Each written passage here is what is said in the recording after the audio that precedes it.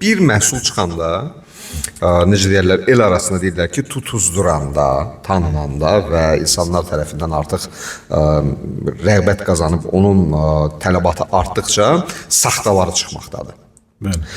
Saxtanı orijinaldan ayırmaq üçün müəyyən şirkətlər hansı üsullara əl atırdılar. Zamanında holoqramlar qoyurdular, nə bilim, içində nələrsə gizlədirdilər, qapağın arxasında nələrsə qoyurdular və reklamlarda da bildirirdilər ki, məsələn, saxta maldan bunu ayıra bilərsiniz bundan. İndiki dövrdə qablaşdırmalar eyni olacaq. Elədir. Və bugün Q8 Oils, məsəl üçün, indi biz hər dəfə deyirik ki, saxtası yoxdur bazarda. Amma necə bilə bilərik ki, bu saxtadır, saxta deyil, əgər olsa.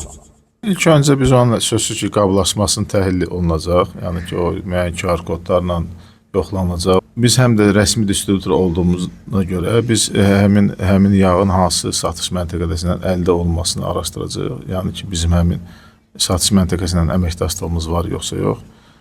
Və lazım gələrsə Azərbaycanda da deməli laboratoriyalar var. Düzdür, onlar ucuz deyil. Məsəl üçün bir laboratoriya xərci arası 400-500 manat çəkir. Məsələn, sadə 1 litri yağ.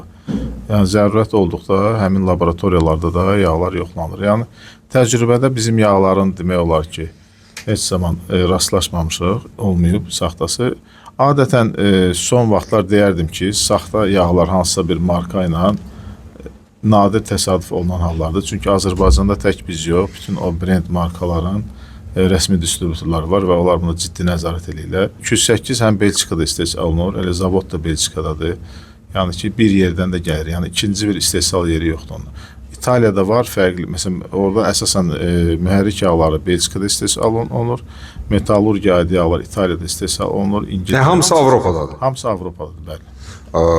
Bu bəzən deyirlər ki, Avropadan uzaqlaşıb hansı Asiya ölkələrində istehsal edirlər ki, daha ucuz olsun, amma Q8-də yoxdur elə bir şey.